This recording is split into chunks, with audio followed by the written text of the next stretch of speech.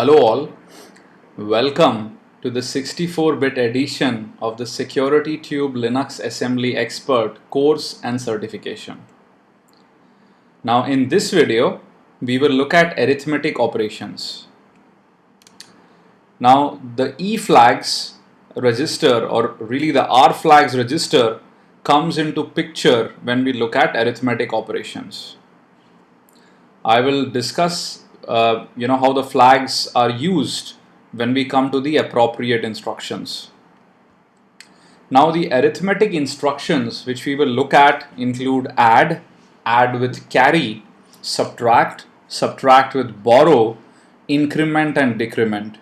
And we will cover all of these instructions in this video. So let's jump right into the code.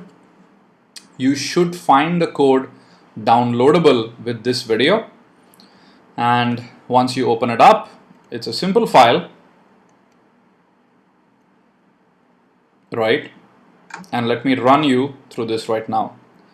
Now in the data section, I have defined 4 keywords, and the first one is the value 1, the other followed by 1 1 2 2 up to 8 8, the third is all F's, and the last one is basically a 0.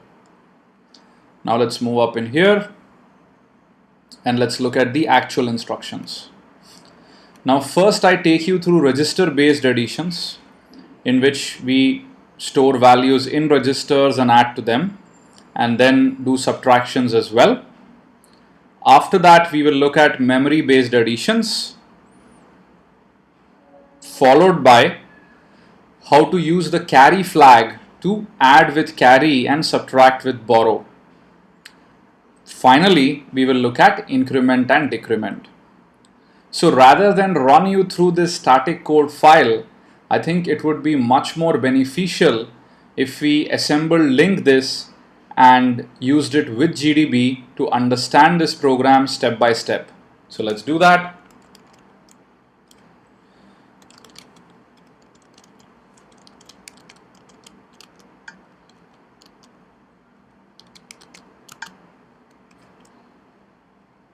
Then we're going to use LD.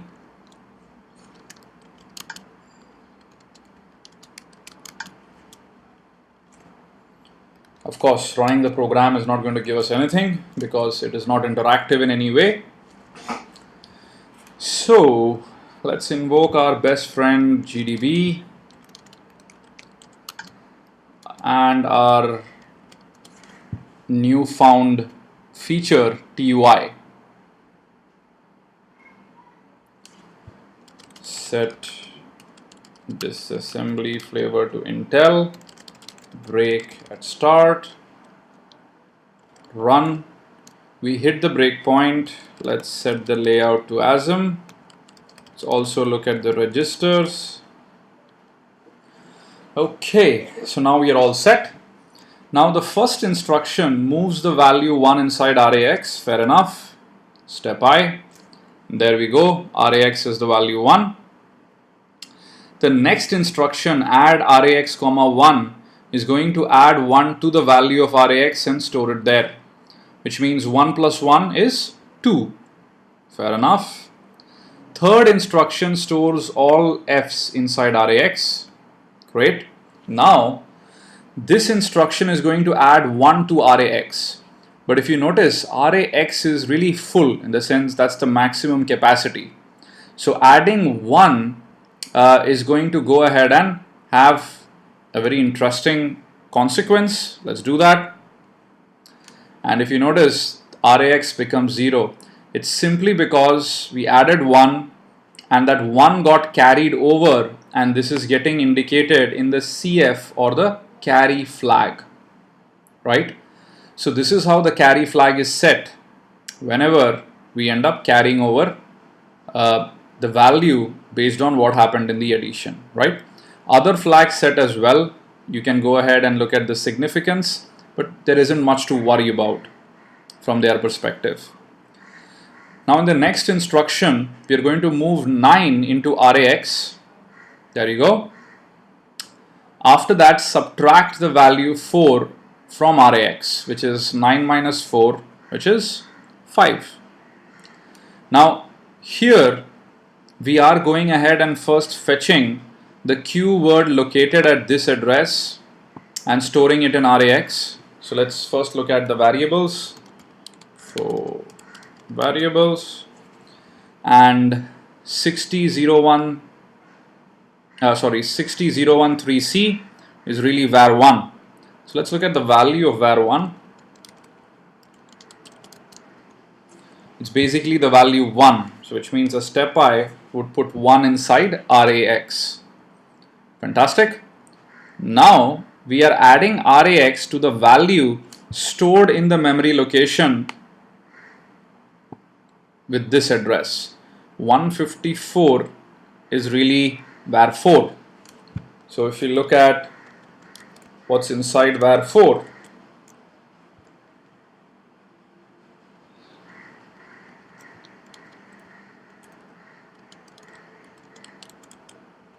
basically the value 0. So we're going to take 1, add it to 0, and then store it back in this memory location. So we do a step I, and then when I view the memory location again, we find the value 1 in it as expected. Now the next instruction is going to add 2 to this value, which would make it 3. If we do a step I, xg ampersand var4, we see that the value 3 is in there. Fantastic. Now CLC clears the carry flag. Right now the carry flag isn't set, so pretty much, we wouldn't see anything much happen. STC is going to set the carry flag. So if you pay close attention in here, you'd see that with the next instruction, the carry flag just got set.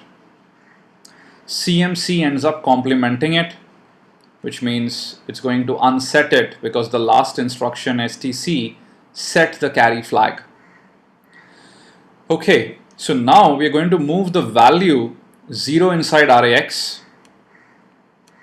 We're going to set the carry flag. You can pay attention here. The highlighted next instruction is what I'm talking about. Set the carry flag. There we go.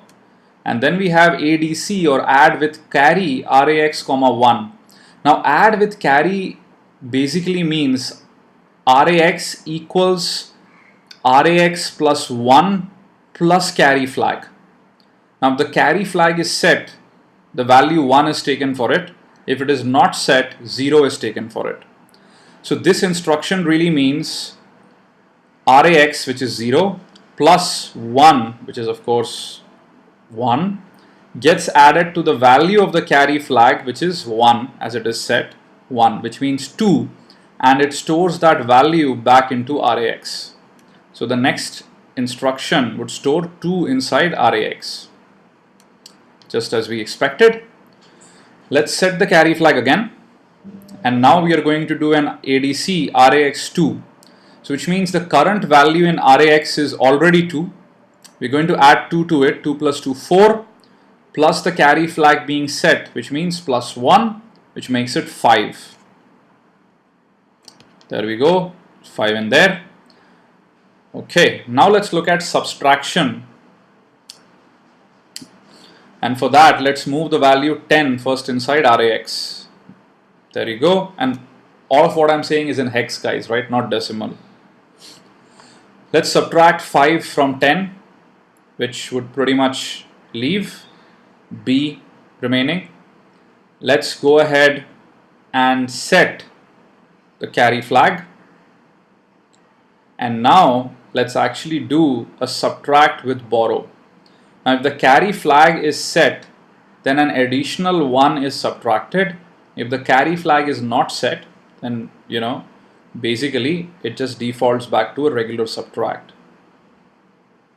And there we go, right? We see that the result was 6 as the carry flag was set. Now let's look at the increment and decrement instructions. INC RAX would just increment RAX, so the 6 would become 7, and dec RAX would just decrement RAX by 1, so RAX would again become 6. The last 3 instructions is just the exit syscall, so that we can gracefully exit. Let me continue. There we go. Right? So this is really how I would want you to visualize and look at arithmetic instructions. And I would highly recommend that please do all of this using GDB. Simply because if you see what is happening, how the registers, memory locations and all of that change, I think this would pretty much be engrossed in your understanding and memory forever. So that's all for this video, guys. If you're enjoying this course at Pen Tester Academy, please do recommend us to your friends and colleagues. We would really appreciate and be thankful for it. Have a great day ahead. Bye-bye.